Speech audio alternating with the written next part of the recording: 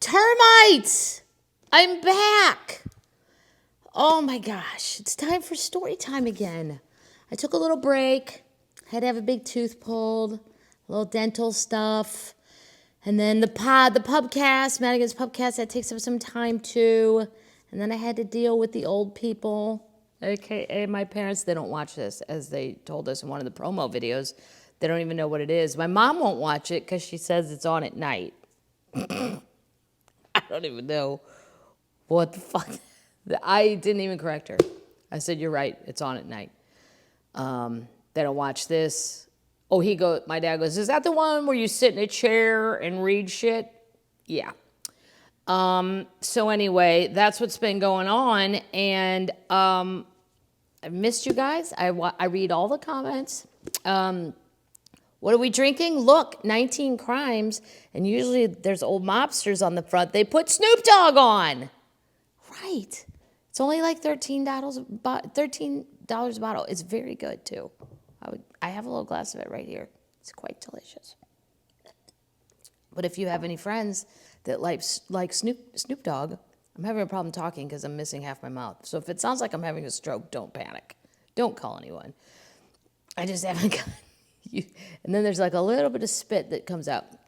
If you have any friends that like Snoop Dogg, wouldn't this be a nice Christmas present? Hurry up, though. It just came out. I don't know how long these last till they switch over to a new person. And they don't say what his crime is. They block that out. It just says, well, it says year 2019. That's all it says. It's a Cali red. It's a Cali red, baby. Okay, so we finished with Tanya Tucker. What are we going to read? Loretta Lynn, but still woman enough. So this is after Coal Miner's Daughter, which I'm sure you guys saw the movie with Sissy Spacek. I'll have you know, I purchased this for $3.49. I've done a little pre-reading. It's very good. And guess who's the co-author? Patsy Bale Cox. What did she write? Nickel Dreams. Tanya Tucker, co-writer there too. So clearly, let's see what year this book was written. This lady had a run. She's probably got all kinds of money just rolling in it. Let's see what year. 2002. Not that long ago, 18 years ago. She was just, woo. This lady couldn't write fast enough. I wonder, let me see on the back. I think she wrote something else too. Let's see what she did. And The View from Nashville and 50 Years Down a Country Road with Ralph Emery. She's a member of the Grammy nominating committee in the liner note category and lives in Nashville. All right. Are we ready? Termites? Is everybody still inside? I know we can kind of go out. I haven't really gone in a restaurant yet. A lot of outdoor dining. That seems safe, right? Thanksgiving? What are we going to do? We're going to go eat outside at our farm. And I think the old people are going to bail. I don't know why. It's outside. I think they'd be safe. We're not going to play Who Killed Grandma or nothing. I think they just want to go to Florida. And they don't want to tell us. They don't care. They don't give a shit about us. Chapter 1. A series of pictures that come and go in my mind. By the way, do you ever watch on Access the big interview with Dan Rather? It's mostly older people, but it's good. And he had Loretta Lynn on, and that was a good one. So if you hit record, and then he advertised, just a little something, that Brian Johnson of AC/DC is going to have his own show on there that it already aired in Europe, where he goes to like Sting's house and Robert Plant, like all the older guys. But it looks really good. Like Robert Plant lives in the Highlands of Scotland and greeted him dressed like a medieval shepherd. Yeah, so the old people are kind of snapping, and it looked very interesting. Anyway, Access TV, nobody talks about it. It's mostly an old person thing, but I like it. Okay. Flash bulbs was a poppin'. Okay, it was written like that. I'm not going to keep stopping, but I just don't want you to think I'm making this shit up. Flash bulbs was a poppin', and slick-looking young man was sticking microphones in folks' faces when we pulled up to Nashville's Bellmead Theater. Turned out what they were waiting on was me. No, it turned out they was waiting on me, but a limo carrying Mae Axton, who wrote Heartbreak Hotel, and the Johnson sisters, who was running my fan club at the time, rolled up right in front of us, and the photographers and reporters all jumped on them. When they couldn't figure out who the Johnsons and Mae was, they ran over to the limo carrying me and Dew and Mommy. Dew is her husband. We're going to get to more of that, just so you know, though. I already know that. Loretta. They was screaming and making a big fuss. I got nervous and tried to pat down my hair a little and checked out my clothes. I was just about to find out what it meant to be a movie star, even though you ain't been in a movie yourself. And that's about the time I figured out I was the worst dressed person at the premiere of Coal Miner's Daughter. Oh, that's sad. Why doesn't somebody help her? It would be me. I would need help. I wouldn't know what you're supposed to wear. For some, probably not this St. Louis Cardinals t-shirt. For some reason, I didn't think about a movie premiere being as fancy as a country music award show where you spend a lot of time looking for the right dress and getting your hair fixed. I wore this little old plain white dress, and my hair sure could have stood some work by a beauty operator, which I believe is what my dad still calls people who fix your hair or cut your hair. It's not a stylist, beauty operator. Like she's operating a full crane on a construction site. Who's our crane operator? My family must have understood it because they all dressed just fine, but nobody bothered to tell her. Dew wore a tuxedo along with his cowboy hats and boots, so he got a memo, of course. My oldest son, Jack, got all dialed up in a white tux and top hat. Now, I have to admit, I laughed when I saw Jack all fancied up like that. He was the sight. That's one of her sons. There's a picture of him in them clothes at my museum at Hurricane Mills. You can visit her museum, and she lives there, and so do some of the kids. It's like an hour somewhere outside of Nashville. I've passed it a million times. I've never stopped. There's a picture of him at my museum at Hurricane Mills, and even now, as sad as I am over his death, when I look at it, he died. A picture brings a smile to my face. Mommy wore bright lipstick and a sparkly dress. She looked beautiful that night, even though she'd already had a lung removed from cancer and wasn't feeling a bit good. Well, probably not. She warned my brothers and sisters about any griping they might want to do after the movie, too. Mommy said if they didn't like something, they should just bite their tongues, and if they didn't, she might smack them in their faces. That's throwing it down. That's Grandma throwing it down. You don't like this movie? You just shut the fuck up. Otherwise, I'm going to start slapping people. Clear enough? I think so. I also realized I hadn't been paying attention to some other details, like where all my family was going to sit and ways to make them feel special at the premiere. Well, that's why you should have a publicist, and that's what that person is in charge of. Where was that person? This isn't Loretta's fault. That's terrible. Or somebody at the movie should have asked. The movie people have PR departments. And just going to let these people show up? That's kind of shitty. I guess that's just one of them times I counted on managers and agents and other people working for me to take care of when I should have been doing it myself. Well, no, they should have been doing it. You're paying that for that. Seemed like every time I looked in a different direction, some famous country star was standing there. Minnie Pearl, Roy Acuff, Ernest Tubb. Seeing my hero, Ernest Tubb, made me mad all over again because them Hollywood people didn't even want him in the movie. They'd never heard of him. I gotta say, I didn't either. Till I first started working in Nashville, and he has a record store down on Broadway. I told them that Ernest had been the person who first introduced me to the Opry, and that scene had to be included. Ernest probably helped me more than most people in country music business than anyone I know. Besides, I remember how much I loved to hear Ernest sing on the radio when I was growing up, and how much our duets meant to me in my career. But it was still a fight when it came to Ernest, because some of them people acted downright rude around him. They showed him no respect at all. Especially this one old boy. He kept making comments about Ernest's voice and how he couldn't sing. That fired me up. Ernest Tubb was royalty in country music circles, and I wasn't going to stand for no disrespect from some silly old boy from Hollywood. He didn't work on the movie much longer. I seen to that. Wow, you'll fire your ass. Just shut up about Ernest. Who cares? I had some other incidents during the filming's planning stages. Some was my fault, some wasn't. One thing I'd done was mispronounce some. I know she talks like this, but to write like this is very difficult. So Way to go, because I would be looking at that sentence going, I can't write that right like that, right? One thing I done was mispronounce the director's name when I was on The Tonight Show.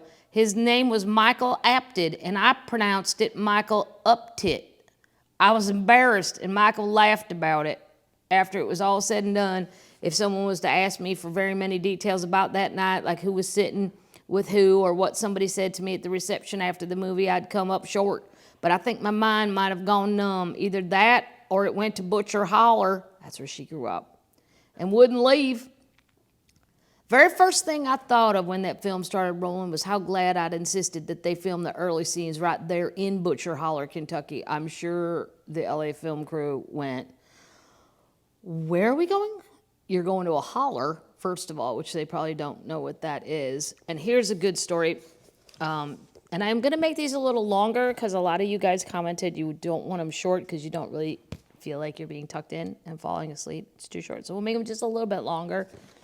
Talking about a holler, me and my friend Vic Henley, the comedian who passed away this past March, we were driving, we left Sevierville. Have I told you guys this story? And it was in a holler, and there was a sign, a red sign that looked like a professional stop sign, and here's what it said: GPS is wrong, no exit. And Vic's from Alabama, and we both looked at each other. I go, there's no professional sign that would use the word wrong. Maybe incorrect. Just somebody made this sign up because they don't want us cutting through here. And I said to Vic, should we do it? Or should we take note that we are getting into a holler, which is a dip between the mountains, and we could get trapped and shot? He goes, well, that's what's going to make this road trip fun. Let's go get shot at. This ain't our car, it's a rental car. I said, you're right. So we went through the holler, and it went exactly where the GPS said it would. So somebody went through all that bullshit to go get a sign that looked so real, and then they didn't know how to write in government language and wrote, GPS is wrong. So if you ever see that, it's not wrong. Trust me and Vic over the holler folks. So a holler is like a dip, if you don't know it, in between two mountains. It kind of goes down like that, and you're in there. Hers was Butcher Holler in Kentucky. They was about ready to try and build some kind of set there in Hollywood, and I put my foot down, and I told them, make it real or not at all. So off they went to Kentucky, and they thanked me for making them go there after it was all over. That's right, where else are you going to get on the Bourbon Trail? You're going to go to Kentucky. It wasn't easy, though. Them big trucks carrying all them cameras and cables and microphones and stuff couldn't make it to Butcher Holler, so they drove in as far as they could, and then they hand-carried the equipment the rest of the way. Them Kentucky hills is steep. The hills wasn't the worst of it. Them film folks got eaten up by ticks and chiggers. Oh, my God. You got to spray for that if you're going to go in the holler. Chiggers are the worst. I mean, I just got them, me and Ron White, because we were doing something illegal, kind of maybe trying to cut some sort of tree down that may or may not be blocking someone's view that wasn't allowed to be cut down. We both got them all over us. His dog got them. If you've never seen a chigger bite, it's like a welt, and it itches, and ugh. A tick, it's just one tick. I mean, you could get Lyme disease, but I'd still rather have a tick than chiggers. Oh my God. And they last for like a month. They're fingernail polish. That's all you can do. They don't go away. They go away on their own, but there's a little chigger in there and you want to kill it. Fingernail polish. Clear. Well, I guess you could use colors, but that's super weird. They got eaten up by ticks and chiggers. They was awful nervous about the snakes they knew slithered around the hills, as they should be. Rattlesnakes, copperheads, cottonmouths, everything. Bernard Schwartz, the producer who wanted to capture the weather just the way it was in Butcher Holler, he didn't allow no shooting for breaks for snow or rain or for 100-degree heat weather or 20-degree weather. Right off, they showed Levon Helm, who played my daddy, talking to the actor who played our cousin, Lee Dollarhide. That doesn't sound like a real name, but maybe. Lee looked like a mess, nothing like he did in real life. Of course, watching Levon Helm made me get tears in my eyes, just like when I went to Butcher Holler while they was filming the movie. He did a good job playing Daddy. Close to perfect, I'd say. Next thing I know, that Mommy looked real drab in the movie. Mommy was anything but drab. She wore blood red lipstick. The woman who played her was a pretty woman, but they had her kind of looking kind of drab and dowdy. My mama was the only woman in Butcher Holler who'd wear blue jeans back then. Mama was lively. She was feisty. They couldn't show the actress's feet in the movie because she couldn't dance like Mommy. I don't know why they think they showed her feistiness in the movie, and that's why I'll tell you some more about her and Lee Dollarhigh in a while. Since the movie started right when Dogg came back from the army, when I was already 13, things I wrote in the book about early childhood was left out. They couldn't have told everything, or they might have had a movie that would have gone on for days, so I have some extra stories to tell from them days too. Tommy Lee Jones did a great job of playing Doolittle. Even Do admitted it. I say even Do because even when Tommy Lee first signed on for the part, Do wouldn't help him a bit. There's a lot about this man that I could see you might like him, but shoo, buddy. There's a lot about Do that I'd be like, I don't do that. How's that for a joke? That's what I call a Grandpa Madigan joke. Little play on words there. Right after Tommy Lee took the part, he come to a show I was playing in Las Vegas. I remember him knocking on the door to the hotel suite and me letting him in. He was wearing a green sweater just like he'd seen Do wear in some picture. And he dyed his hair red like Dude's. Dude's was sitting on the couch watching a ball game and he hardly even looked up. Tommy Lee kept trying to talk to him and get him to agree to help him with the role, but Dude just sat there looking at that darned, I've never seen that in print, darned old television, D-U-R-N-E-D. That darn television. I don't do a Kentucky accent to the T. It's a little more, shall we say, raw than I'm doing. A little more curt. Maybe I'll try. Maybe he thought Tommy Lee was going to make fun of the way he talked. It's more curt, I think. Dude didn't like some famous actor sitting there trying to copy things about him. Finally, Tommy Lee excused himself and left. I was embarrassed, but you couldn't talk to Dude when he was in one of them moods. I'll tell you how Dude's attitude started changing. When they started filming in Butcher Holler, Tommy Lee rented a Jeep, bought a jug of moonshine, got drunk, and started driving around the back roads of Kentucky like a madman. He got arrested before he even made it to the first day on the set. Worse yet, he resisted arrest and ended up getting beat upside the head for it. What year was this? You just driving around Kentucky Hollers drunk? And who beat him up? Universal Studios had to go bail him out so he could get to work. So the next time Dude saw Tommy Lee Jones, he was hungover, fresh out of jail, and sporting a big lump on his head. Well, I think Dude decided right then and there that Tommy Lee Jones was a man he could like. From then on, Dude tried to help him any way he could. So that's all you got to do to get on his good side. Do a little drunk driving, get arrested, and then fight that and get beat up. Easy. That don't mean Dude always liked it. It didn't bother me a bit when Sissy, Spacek, tried to mimic my ways, but when Tommy Lee followed Dude around to walk like him, it made Dude crazy. He just hated it. In fact, Dude said he never felt like he met the real Tommy Lee Jones until the moment he finished filming. Only then was Tommy Lee Jones himself, and not Doolittle Jr. I guess actors is that way, always trying to get into the part and forgetting themselves for the time being. Dude finally tried to help him, though even when it was making him half nuts. Later, when the Academy Award nominations come out and Tommy Lee wasn't nominated, Dude was fit to be tied. You ain't got nobody to blame but yourself, Dude, I said.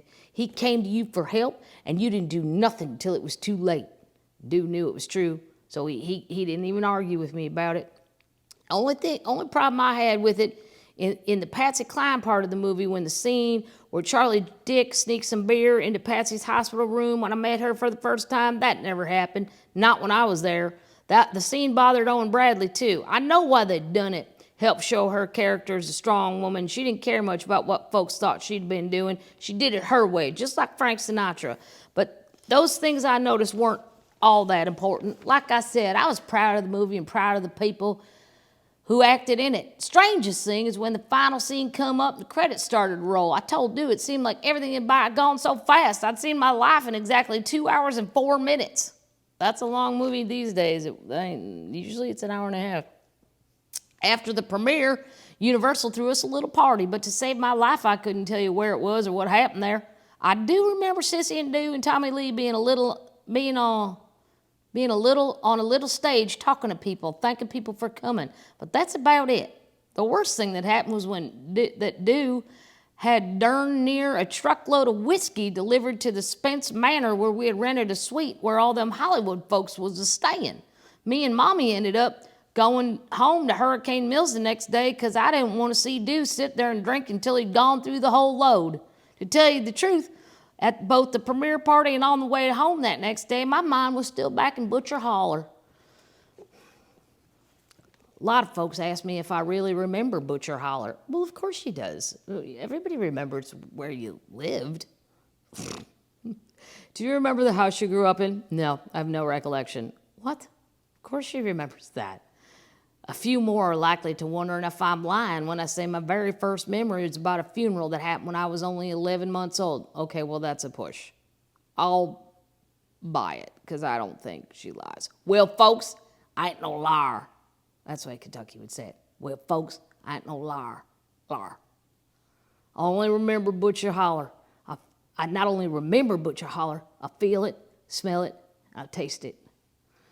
I don't know about tasting the holler.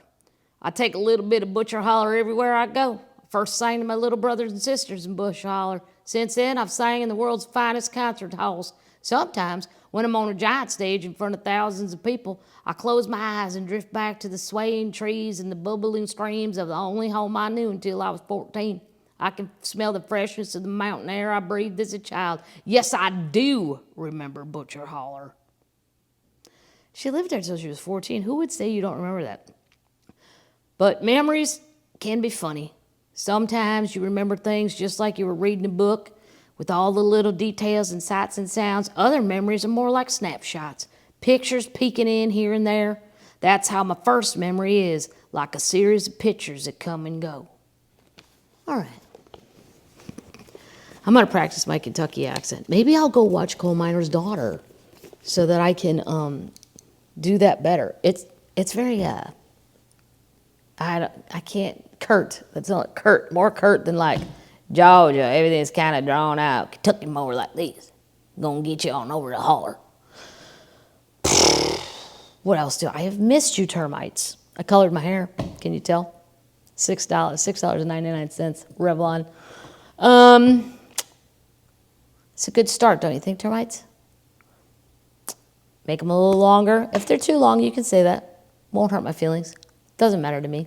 But this way you get to snuggle in and feel cozy. You guys have bought a lot of t-shirts. There's probably some left on the website. I have to get in contact with those people. I've been very busy. Fantasy football, the family football pool, a lot of things going on.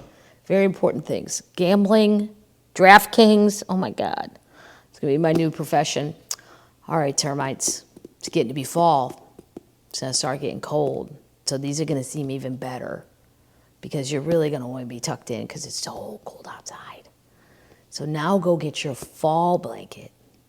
Get it right up to your chin. Snuggle into your favorite little spot in the bed. I like the cold spots. And what are we going to say? You're a worthy termite. You're a good termite. And night-night termites.